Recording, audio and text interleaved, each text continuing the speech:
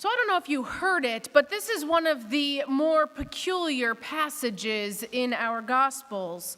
And we have the religious leaders of the day, the Pharisees, warning Jesus that Herod, now don't be confused, this is not the same Herod as the Herod of baby Jesus who sent everybody out to kill all the boys under the age of 2. Not that Herod, but rather the son of that Herod. And this political leader, Herod, is trying to kill Jesus as well. And Jesus calls him a fox. Now, what we don't maybe remember about foxes is that foxes are sneaky, and they are clever, and they prey on the vulnerable. Now, Herod is not one of my favorite foxes, but my favorite fox is from the movie Zootopia. Now, have you seen this movie?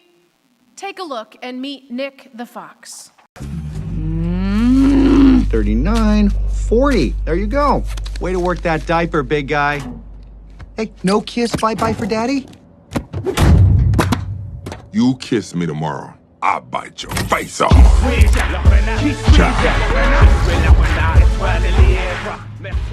Well, I stood up for you, and you lied to me. You liar! It's called a hustle, sweetheart. And I'm not the liar. He is. Hey! All right, Slick Nick, you're under arrest. Really? For what? Gee, I don't know. How about selling food without a permit, transporting undeclared commerce across borough lines, false advertising? Permit, receipt of declared commerce, and I didn't falsely advertise anything. Take care. You told that mouse the popsicle sticks were redwood. That's right. Red wood, with a space in the middle. Wood that is red. You can't touch me, Carrots. I've been doing this since I was born. You're gonna want to refrain from calling me Carrots. My bad. I just naturally assumed you came from some little carrot-choked podunk, no? No. Podunk is in Deerbrook County, and I grew up in Bunnyboro. Okay. Tell me if this story sounds familiar. Naive little hick with good grades and big ideas decides, hey, look at me, I'm gonna move to Zootopia, where predators and prey live in harmony and sing Kumbaya. Only to find, whoopsie, we don't all get along. And that dream of becoming a big city cop? Double whoopsie. She's a meter maid. And whoopsie number threesy, no one cares about her or her dreams. And soon enough, those dreams die, and our bunny sinks into emotional and literal squalor, living in a box under a bridge, till finally she has no choice but to go back home with that cute, fuzzy-wuzzy little tail between her legs to become... You're from Bunnyboro, is that what you said? So how about a carrot farmer? Does that sound about right? Be careful now. It won't just be your dreams getting crushed. Hey! No one tells me what I can or can't be, especially not some jerk who never had the guts to try to be anything more than a popsicle hustler. All right, look. Everyone comes to Zootopia thinking they can be anything they want. Well, you can't. You can only be what you are. Sly Fox, dumb bunny. I am not a dumb bunny. Right. And that's not wet cement. You'll never be a real cop. You're a cute meter maid, though. Maybe a supervisor one day. Hang in there. Sneaky. Nick is a sneaky fox, and Judy is trying hard to trap him. Now, if you haven't seen it, I don't want to give away the end, but let's just say that Nick sort of has a change of heart as the movie goes on and begins to love before the end of the film. But Jesus calls Herod a fox, a sneaky one, not a compliment. And he's implying that Herod is out to snare Jesus, to snare anyone who is threatening the political status quo. Herod is playing games, ensnaring the help of the Pharisees, the religious leaders, to go about killing all those people who are in the way. So when Jesus is talking with the Pharisees, remember the religious leaders, and says, now you go and tell the fox that he, Jesus, is going to keep on doing his thing of teaching and preaching and healing, He's basically calling the Pharisees on their little shenanigan entanglement with Herod the fox, right? Because the religious leaders really should not be that closely connected with the political leaders, but they are. And so Jesus is showing that he knows that they are in cahoots with the corrupt Herod the fox. Now, those of us who have heard the story of Jesus, we know how this story goes. We know that Jesus is stirring up the political pot, if you will, and also sort of stirring up the religious pot because he's doing things that were not commonly accepted. And we sit together on the second week of Lent, and we know how the story unfolds. We know that this story marches its way to the cross and Jesus' death. But here's where we Christians get into some trouble. It's okay for us to talk about Herod as a fox. We can proclaim that he was up to no good. We can proclaim that he was corrupt. But we also have, for thousands of years, held very closely to the belief that Jesus was killed by the Jews. And pastors have preached on passages like this one and stated that, see, the Pharisees, the Jews, are the ones who set out to stone and kill Jesus.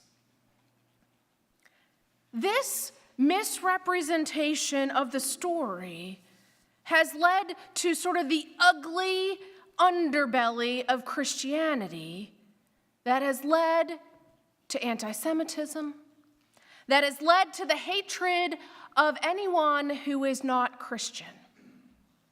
And pastors, for a long, long time, have made, instead of making crystal clear that it was one corrupt Herod and one or two corrupt political or religious Pharisees that threatened Jesus' presence, we have sort of broad-stroked it and shortcutted the story by saying the Jews.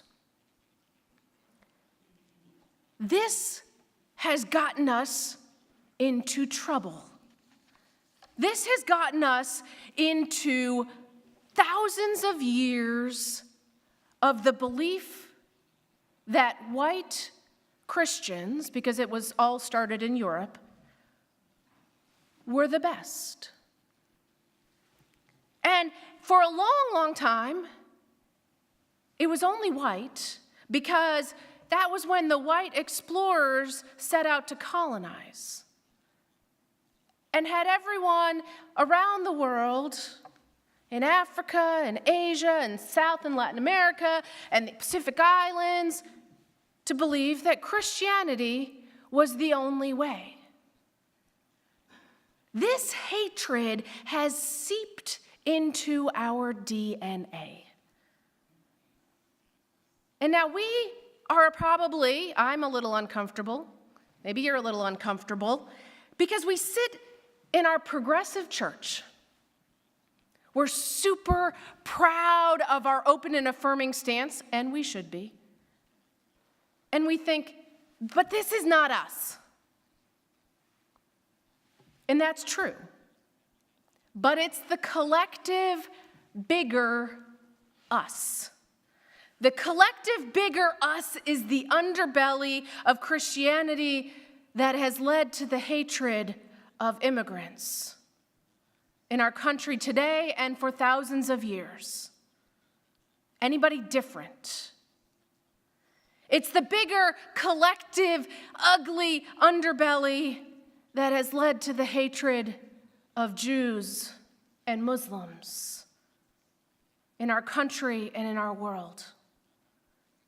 It is that ugly underbelly that isn't just the prejudices we hold inside, but is sometimes even expressed as violence in our country and our world.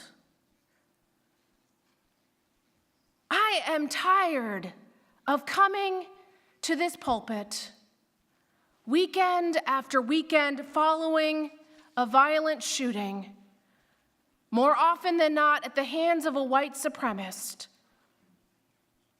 to stand with you, friends, and remind us that this is not the way of Jesus.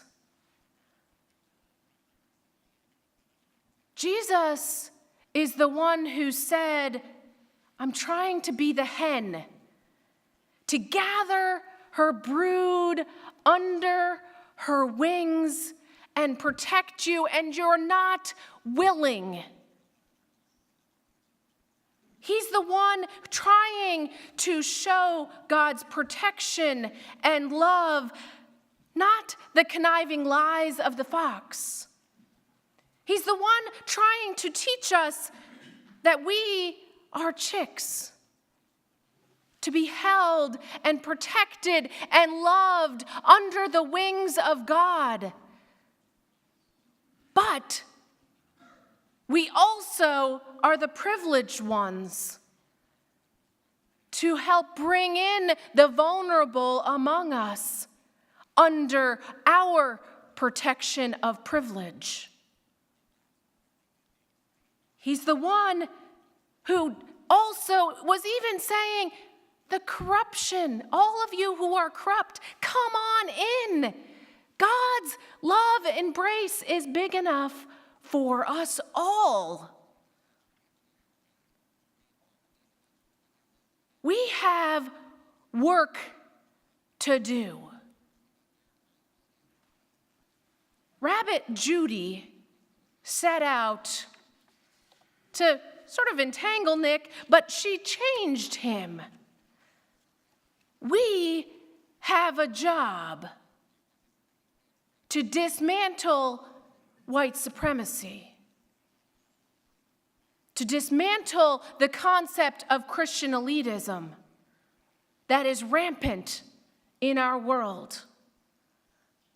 We have a call to follow Jesus, the one who came to love, not to spread superiority and hate. Like chicks, it is my hope that we seek not only the protection of God's loving embrace, but strive to embrace the vulnerable around us. I want us to hear these words from the Reverend Carrie Greenhill, a blessing for us this day, a blessing for the wayward chick, for us, that this blessing might strengthen us for the work we have to do. She says this blessing knows its purpose. It is full of warmth and softness and furious, wild passion. This blessing will not run away when rumors swirl on the breeze or foxes bark in warning.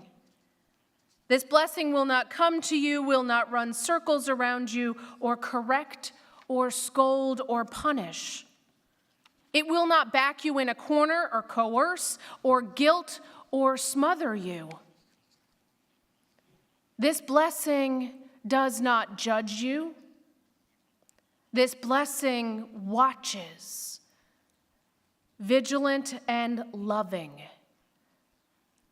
ready to defend you when the fox approaches, ready to protect you with beating wings, fierce beak, and sharp claws, ready to stand between you and any danger, predator, enemy, storm, or fire. It will wait to see if you need it It will wait to see if you choose it. It will stand back while you stretch your own wings. This blessing longs to gather you, longs to hold you and comfort you, longs to shelter you under its feathered wing, close to its warm and downy breast. But if you turn away, it will let you go, watching with beating, breaking heart until the time comes to gather you close again. Friends, may we know the fierce mother love of God made known in Jesus. No matter where we are or what we do, and may we let ourselves be gathered up with the rest of God's wayward chicks when we have lost our way. Amen.